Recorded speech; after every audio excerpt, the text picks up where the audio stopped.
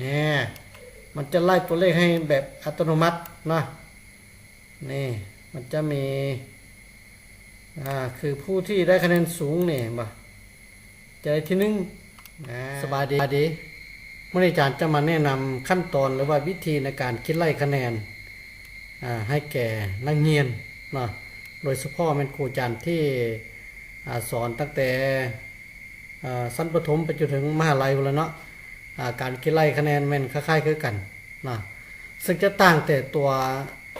อันนี้น้อยนึงนะสำหรับนักเรียนประถมมัธยมแล้วมันก็จะประมาณนี้เนาะก็จะมีตัวคะแนนรวมเฉลี่ยจัดที่ตกจากวิชาผลสรุปก็คือเขาจะสรุปว่าสิ่งได้หรือว่าสิ่งตกนะส่วนวิชาชีพหรือว่ามหาลัยเนี่ยก็จะมีตัวจัดเกรดต่างๆขึ้นมาเติมได้น้อยนึงนะแต่ว่าโดยทั่วไปแล้วมันก็จะเอาประมาณนี้แล้วมันพอละเนาะอันนี้เป็นการคิดไล่คะแนนอยู่ในโปรแกรม Microsoft Excel นะอันนี้มันได้เฮ็ดเป็นรายชื่อเป็นลิสต์มาอย่างดีละในห้องเรียนของเราจะมีอยู่40คนคะแนนนี้ก็ป้อนเข้าไปหมดแล้วแต่จะมาอธิบายตืมเกี่ยวกับการจัดลำดับการจัดลำดับของตัวอักษรหรือว่าตัวพยัญชนะในภาษาลาวตัวอย่างว่าเวลาที่เราพิมพ์ชื่อเนี่ยเราอาจจะพิมพ์ผู้ใดก่อนก็แล้วแต่เวลาที่เรามาใส่ตารางหรือว่าใส่คะแนนแบบนี้เนี่ยเราอยากจัดเรียงลำดับจากตัวอักษรตัวกไปหาตัวหหลายคนก็มักจะจัดแบบนี้ส่วนผู้ใดบ่ต้องการก็บ่เป็นหยังแต่ถ้าหากว่าผู้ใดต้องการแล้ววิธีหรือว่าขั้นตอนในการสั่งให้มันเรียงลำดับแต่ตัวกไปหาตัวหแล้วแม่นคิดเอานี้ใช้เมาส์ทาสีหรือว่าเลือกทั้งหมดในนี้นี่จะมีทางน้องนักเรียนที่เป็นผู้ชายแล้วก็ผู้หญิงซึ่งในนี้ก็ได้แยกออกแล้วผู้ชายนี่จะอยู่ถึงส่วนผู้หญิงนี่จะอยู่ด้านลุ่มแบบนี้แต่ในนี้นี่เราอยากจัดลำดับตัวอักษรแต่ตัวกลงมาซึ่งผู้ใดที่มีชื่อขึ้นต้นด้วยตัวกอย่างที่นี่เท่ากันปัญญาเนี่ยอยากให้ไปอยู่ที่หนึ่งอยากให้ไปอยู่อันดับที่หนึ่งแบบนี้เราเป็นคำสั่งเราเป็นเมื่อเขาเลือกแล้วเขาก็มาที่data ตัวนี้แล้วก็มาเอาตัว sort ตัวนี้ด้วยการเรียงลำดับsort หรือว่า set to A หรือว่า A to Z ตัวนี้แหละจะเป็นตัวจัดเรียงลำดับถ้าเป็นภาษาลาวนี่ก็จะมีปัญหาหน่อยนึงแต่ถ้าเป็นอังกฤษนี่มันจะออโต้ให้เลยวันนี้เราจะมาเข้าซอสตัวนี้ปัญหาก็คือมันจะถามว่าexpand the selection continue มี2ตัวเลือกเราจะเลือกตัวที่2นี้แล้วก็ไปที่ซอสแล้วก็จะมาเลือกเอานามสกุลแบบนี้แต่เราลองโอเคไปเบิ่งก่อนปึ๊บเห็นปะนี่เท่ากันปัญญาหรือว่าตัวกอนี่ขึ้นหน้านี่ก็จะขึ้นมาอยู่ถึงแล้วตัวคอก็จะเรียงลำดับตัวต่อมาไปฮอตตัวสุดท้ายแต่ถ้าหากว่าใช้วิธีนี้แล้วมันไม่ได้ผลซึ่งอาจจะเป็นย้อนมันบ่ห้ามฮู้ภาษาลาวดังนั้นวิธีแก้ก็คือเราจะเข้าไปที่ Control Panel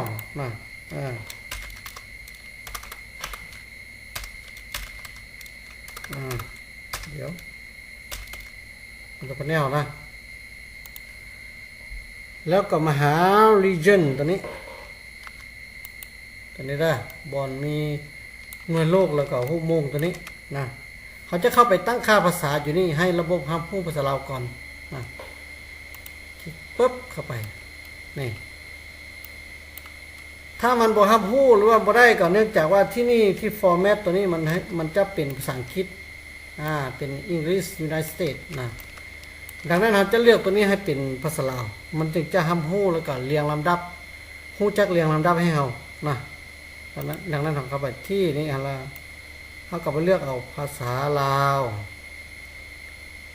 ตัว L นะนี่ลาวนี่เขาก็เลือกเอาลาวตัวนี้รู้ละ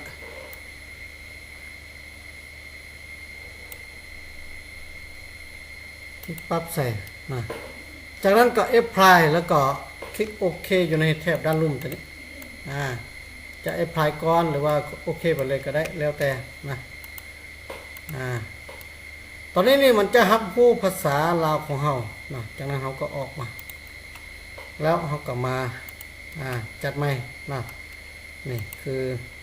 เท่าหั่งนี่ตัวคอนี่แทนที่จะอยู่ด้านลุ่มนะแต่ว่ามันขึ้นมาเป็นอันดับที่1ดังนั้นเราจะให้มันลงไปอยู่ลุ่มนะแล้วชื่อผู้ใดที่ขึ้นต้นด้วยตัวกอก็จะให้ขึ้นมาอยู่ด้านเทิมนะแบบนี้เราจะ select หรือว่าเลือกมาฮอด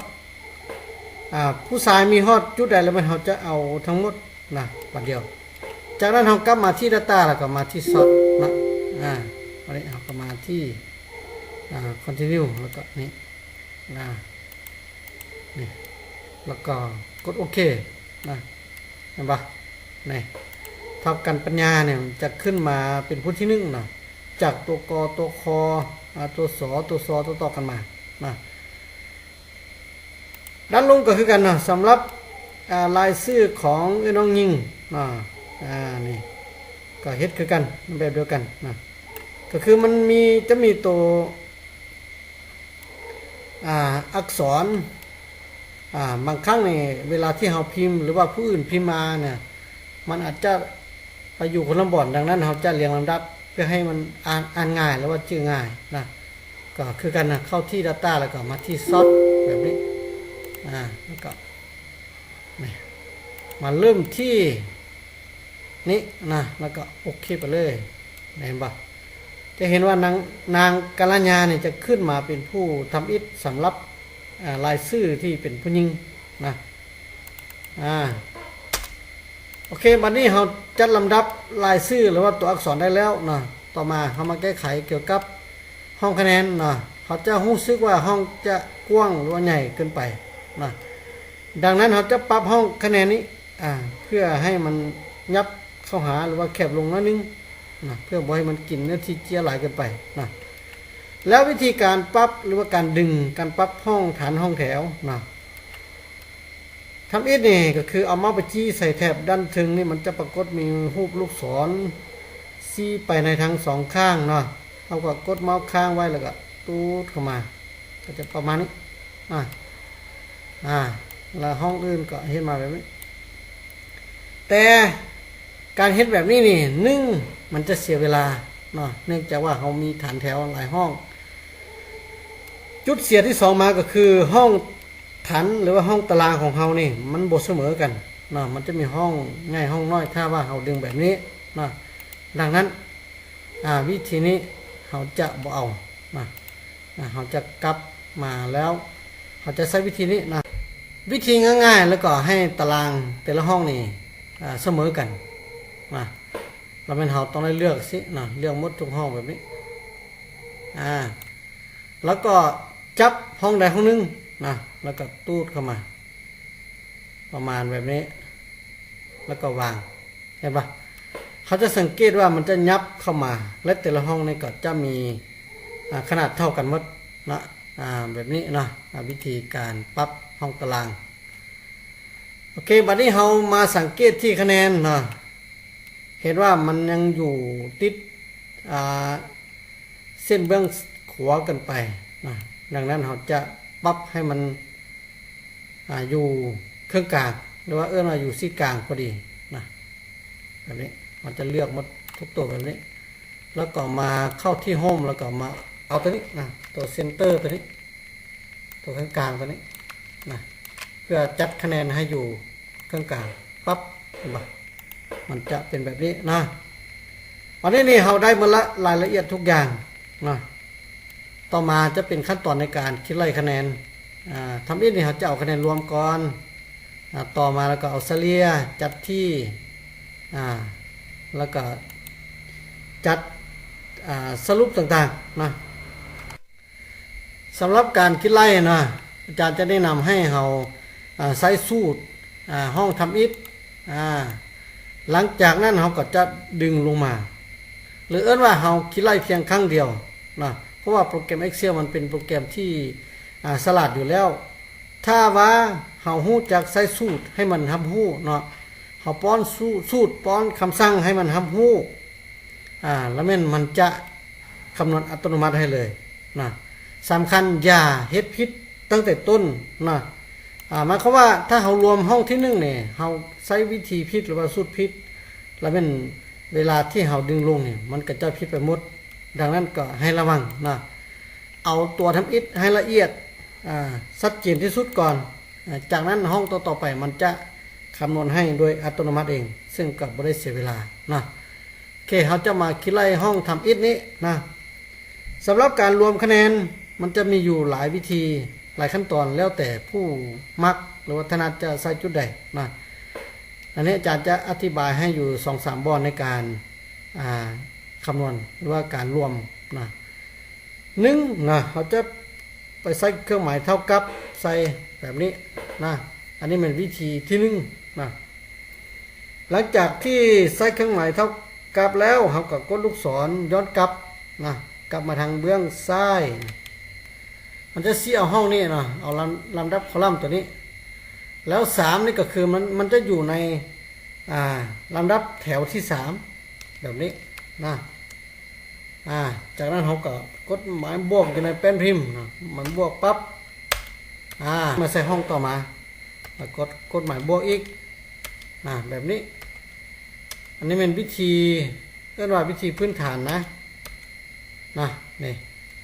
แต่การเฮ็ดแบบนี้นี่มันจะเสียเวลาถ้าว่าคะแนนเราหลายวิชานะดังนั้นวิธีนี้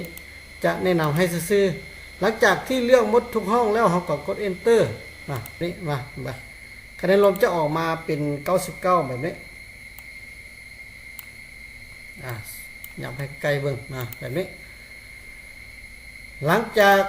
วิธีที่1นะถ้าประหยัดใช้วิธีอื่นก็ได้คือกันโดยการปิดตัวนี้ไปก่อนนะเขาจะเลือกวิธีที่ง่ายๆหรือว่าไวนะเลือกหมดทุกตัวแบบนี้แล้วก็มาที่ออโต้ซัมแล้วก็เลือกซัมนะอันนี้จะเป็นสูตรคำนวณนะแล้วก็กำเลือกเอาตัวนี้ซัมก็คือการรวมนะซัมปั๊บเห็นปะมันจะออกมาเป็น99อันเดียวกันนะนอกจากนี้แล้วถ้าผู้ใดมักพิมพ์สูตรก็ได้คือกันเท่ากับแล้วก็เขียนซ้ำแบบนี้แล้วก็เปิดวงเล็บนะแล้วก็มาเลือกเอาตัวที่นี้นะC3ถึงแบบนี้นะถึง N3 เป็น O นะห้องต่อมาเป็น O3 แบบนี้แล้วก็อัดวงเล็บแล้วก็ Enter เห็นป่ะมันจะได้คือกันนอกจากนี้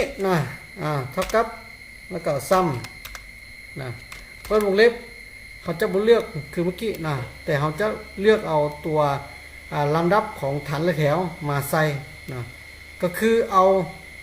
C3 เอาอธิบายให้ละเอียดนะ C ก็คือเขาจะเอาฐานของ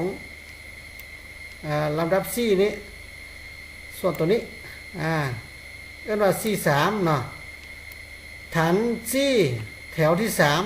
3ซึ่งจะเริ่มจากห้องนี้นี่แหละจากวิสาธมิตแล้วจะมาสิ้นสุดใส่O ตัวนี้O3 O ลำดับที่3แบบนี้โอเคซ้ำเปิดวงเล็บC3 แล้วก็ส่องจ้ำ O3 อย่าลืมปิดวงเล็บนะอย่าลืมว่าถ้าเขาเปิดเขาก็ต้องปิดแล้วก็ enter เห็นปะมันจะได้แบบนี้สำหรับการรวมคะแนน เราจะใช้วิธีหรือว่าสูตรตัวใดก็ได้แล้วแต่นะขึ้นกับความต้องการหรือว่าเรามักวิธีหรือว่าสูตรตัวใดเราใช้ตัวนั้นนะหลังจากที่ได้ตัวที่1แล้วนะห้องต่อมาบ่แม่นว่าเราจะต้องได้มาพิมพ์สูตรใหม่เรานะโปรแกรมมันจะสลัดอยู่แล้วนะเพียงแต่เราได้ตัวที่1เนี่ยมันจะทำพูดละหลังจากได้ตัวที่1แล้วเราก็เอาเมาส์มาจี้ใส่ในแท็บนี่นะนี่ใส่จุดนี้สังเกตเบิ่งรูปเมาส์ถ้าเป็นหมายบวกดำๆเราก็กดค้างไว้แล้วก็ดึงลงมาเลยแบบนี้นะมีจักคนก็ดึงลงมาจนสิ้นสุดแล้วก็วางเห็นปะตัวโปรแกรมจะรวมคะแนนมาให้เลยอัตโนมัติแบบนี้ถูกต้องแม่นยำนะเวลาที่เรามาคลิกใส่เขาจะเห็นว่าสูตรจะปรากฏอยู่ในแถบด้านถึงนี้นี่สูตรจะออกมานี้นะหลังจากที่เราได้ห้องคะแนนรวมแล้วต่อมาจะเป็นห้องคะแนนเฉลี่ยนะเราจะมาคิดไล่คะแนนเฉลี่ยนะคลิกใส่ห้องคะแนนเฉลี่ยก่อนหลังจากนั้นเราก็เขียนเท่ากับก็ได้นะหลังจากนั้นเรามาที่เขาจะมาที่ average นะมาที่สูตรเขียนเท่ากับกันนะแล้วก็มาที่ average ตัวนี้นี่เห็นปะแล้วก็เลือกเอานะจากคะแนนทุกวิชาคือกันแต่ในนี้มันจะกลัวมาฮอดคะแนนรวมนะถ้าเรา enter เลยก็จะผิดไปละดังนั้นเราจะเอาไหมนะมันจะเลือกไหมโดยการเลือกตั้งแต่คะแนนวิชาทำอิฐมาฮอดคะแนนวิชาสุดท้ายซึ่งบ่ให้กวมห้องคะแนนรวมนะถ้ากวมเนี่ยมันเป็นแนวใหม่ละบ่ถึกละนะหลังจากนั้นเราก็กดปุ่ม enter ที่เป็นพิมพ์ปั๊บมาหนึ่งเห็นปะคะแนนเฉลี่ยจะออกมานี้นะหลังจากได้แล้วเราก็จับตัวนี้แล้วก็ดึงลงเส้นกันมีจักคนก็ดึงลงมาจนสุดเลยวางปั๊บเห็นปะคะแนนเฉลี่ยก็จะออกมาประมาณนี้ต่อมาเราจะมาจัดที่ให้นักเรียนว่าผู้ใดได้ที่1ที่2ที่3จัดที่หรือว่าจัดลำดับนะสำหรับการจัดที่หรือว่าจัดลำดับนะสูตรที่เราจะใช้หรือเป็นสำหรับการจัดที่นะให้มาคลิกใส่ห้องทำอิฐแบบนี้แล้วมาเข้าหาออโต้ซัมนะแต่ว่าบ่ให้คลิกใส่ออโต้ซัมนะถ้าคลิกใส่ออโต้ซัมเนี่ยมันจะเป็นการรวมนะดังนั้นบุตรเขาจะคลิกใส่ตัวลูกศรน้อยๆอยู่ในเจ็บบังขวาแล้วเขาจะส่องหาคำว่าแรงนะส่องหาคำว่าแรงแต่ว่าในมันเมื่อมันบ่เห็นในที่นี้เขาก็ต้องได้เข้าตัวมอฟังก์ชันตัวนี้มันจะอยู่ในนี่แหละนะมอฟังก์ชันมันจะอยู่นี่นะเขาก็ส่องหาเขาจะเอาตัวนี้ด้วยการจัดลำดับหรือว่าการจัดที่นะเราจะเอาตัวนี้แรงแล้วก็มาโอเคนะแบบนี้เมื่อออกมาหน้าต่างนี้แล้วเราจะมาคลิกใส่คือ number ตัวที่1นี่เนาะเขาจะมาคลิกใส่ตัวเฉลี่ยเขาจะเอาตัวเฉลี่ยหรือว่าตัวรวมหมายความว่าคะแนนรวมและคะแนนเฉลี่ยตัวนี้เขาเอาตัวใดก็ได้นะเอาตัวใดก็ได้โปรแกรมก็จะทำหู้แล้วก็จะถูกต้องแม่นยำนะอันนี้อาจารย์จะเอาตัวเฉลี่ยนะคลิกบันทึกใส่ปั๊บเห็นปะมันจะออกเป็น Q3 อยู่ในห้อง number ต่อมาเราจะมาคลิกใส่ตัวห้องลุ่มเมื่อกี้เนี่ยมันจะเป็นตัวนี้นะวันนี้เราจะคลิกใส่ตัวนี้คลิกใส่ห้องนี้คลิกบันทึกใส่จากนั้นเรากลับมาคลิกใส่ห้องเก่าห้องทำอิฐนี่แหละแล้วก็ลากลงไปแบบนี้ลากลงไปเรื่อยๆมีจักห้องมีจักคนก็เอาจนหมดเลยโอเคหลังจากนั้นในหน้าต่างนี้มันจะมีคือ Q3 ถึง Q42 มีจักคนหรือว่ามีจักห้องมันก็จะออกมาแบบนี้หลังจากนั้นให้กดปุ่ม FC ที่เป็นพิมพ์บัตรหนึ่งเพื่อเป็นการล็อกหรือว่าเป็นการ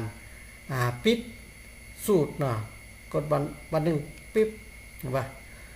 หลังจากนั้นก็กดปุ่มโอเค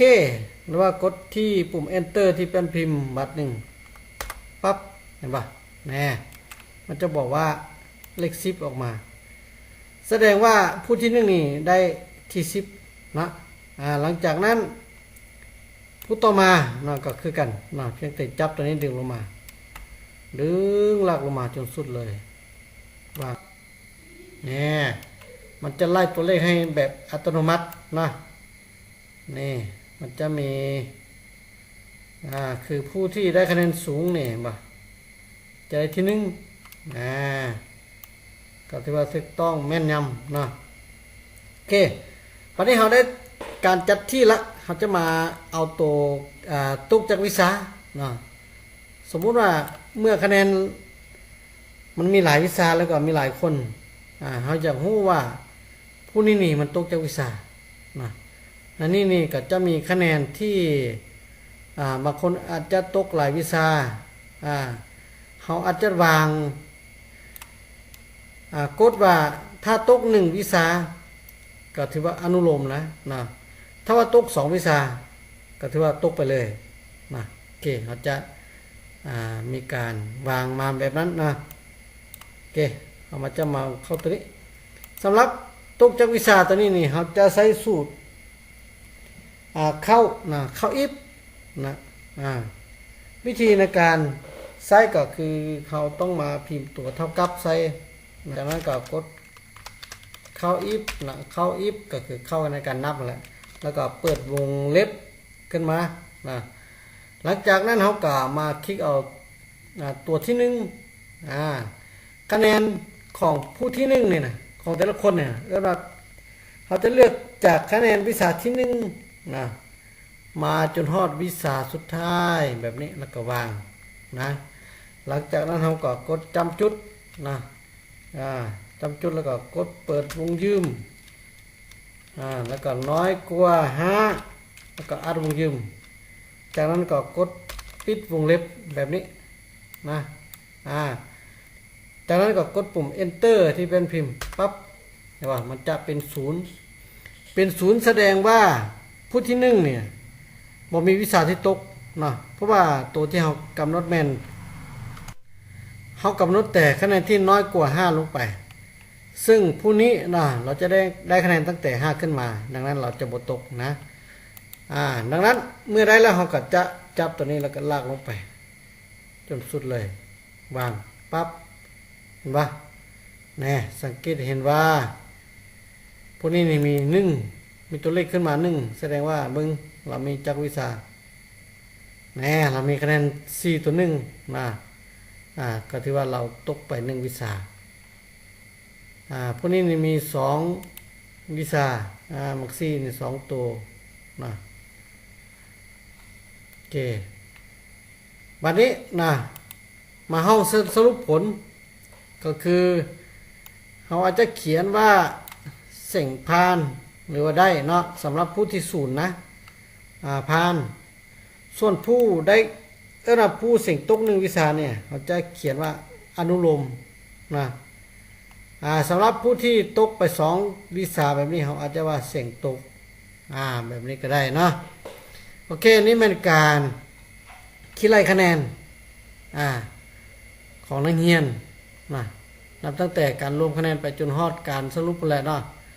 หลังจากที่เราได้ห้อง1แล้ววันนี้นี่ในห้องเรียนหรือว่าในห้องเรียนนี่ชั้น1นี่มันอาจจะมีหลายห้องตัวอย่างอันนี้เป็นของห้องม.5 51ซึ่งอาจจะมี52 53 54 55ประมาณนั้นเมื่อได้ตัวที่1แล้วเขาก็copy จากตัวที่1นี้ไปเป็นห้องที่2หมายความว่าเขาจะเอาสูตรของห้องม.51นี้ไปใส่ของห้องม.52โดยมีการเปลี่ยนแปลงแต่รายชื่อแล้วก็คะแนนเท่านั้นส่วนสูตรนี่เฮารักษาเดิมอันนี้นี่เป็นซีทที่1หรือถ้าเทียบใส่ Microsoft Word ก็เอิ้นว่าหน้าที่1แล้วเราจะเปลี่ยนชื่อตัวนี้เป็น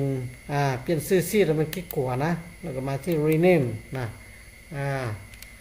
เราจะเขียนว่าม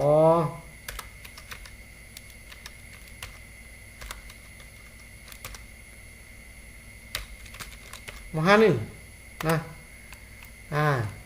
จากนั้นเขาก็เพิ่มซีดใหม่เข้ามาโดยการเข้าที่หมายบวกแล้วก็นิวซีดตัวนี้เนี่ยแล้วการ copy สูตรหรือว่า copy ซีดนะเขาก็ทำการ copy โดยการ Ctrl A ทั้งหมดเลยแบบนี้นะเนี่ยเลือกทั้งหมดเลยทุกอย่างเลยนะแล้วก็กด Ctrl C copy อยู่นี่ก็ได้นะแบบนี้แล้วเขาก็มาใส่ซีดที่2แบบนี้แล้วก็ Ctrl V นะหรือว่ามาที่pass ตัวนี้ก็ได้นะแล้วแต่นะปัจจุบันนี้เราก็จะมาแปลงข้อมูลเอาเนาะสำหรับห้องม52นะนี่เราก็เปลี่ยนเอานะแล้วชื่อนักเรียนนี่ก็ต้องได้เปลี่ยนเอาเช่นกันนะแบบนี้นะจากนั้นคะแนนนี่เราก็ต้องได้เปลี่ยนแปลงนะแต่ว่าคะแนนรวมเฉลี่ยจัดที่นี่เราไม่ได้เปลี่ยนละนะเพราะแต่เขาเปลี่ยนจากเบื้องนี้นี่สมมติว่าเขาเปลี่ยนจากพวกนี้นี่เป็น6เห็นปะสังเกตเบื้องนะอยู่ห้องคะแนนรวมเฉลี่ยจัดที่เนี่ยมันก็จะเปลี่ยนไปนำเลยนะตัวนี้นี่ให้10 2 เห็นปะ3นี่แบบนี้เห็นปะเพราะแต่เขาเปลี่ยนคะแนนคะแนนตัวคะแนนรวมคะแนนเฉลี่ยจัดที่แล้วก็ตกจากวิชาก็จะเปลี่ยนไปนำหมายความว่าเราจะเมื่อเราสร้างสูตรได้ตัวที่1หรือว่าห้องที่1สามารถ copy ตัวนี้สูตรตัวเดิมนี้ไปใส่อีกหลายห้องหลายวิชาสมมติว่าตัวนี้เป็นของม.1นะม.1นี่มีอยู่3ห้องเมื่อเราเฮ็ดคะแนนหรือว่าไล่คะแนนของม.1ได้หมดแล้วเขาก็ก๊อปตัวเก่านี่มาเป็นม.2 ม.3 ม.4 ม.จนฮอดม.7โอเคเนาะง่ายๆเกี่ยวกับการคิดไล่คะแนนของโรงเรียนนับตั้งแต่ประถมไปฮอดมหาลัยพวกไรเนาะแล้วมันวิธีการคิดไล่แล้วมันใช้สูตรแบบนี้ก็ถือว่ามาฮอดนี่เนาะก็สิ้นสุดลงเพียงเท่านี้สำหรับการคิดไล่คะแนนนะถ้าเห็นว่ามีจุดใดที่ไม่เข้าใจก็สามารถคอมเมนต์ลงด้านล่างได้เนาะแล้วก็ช่วยกดไลค์กดติดตามช่องนี้เด้อเนาะขอขอบใจ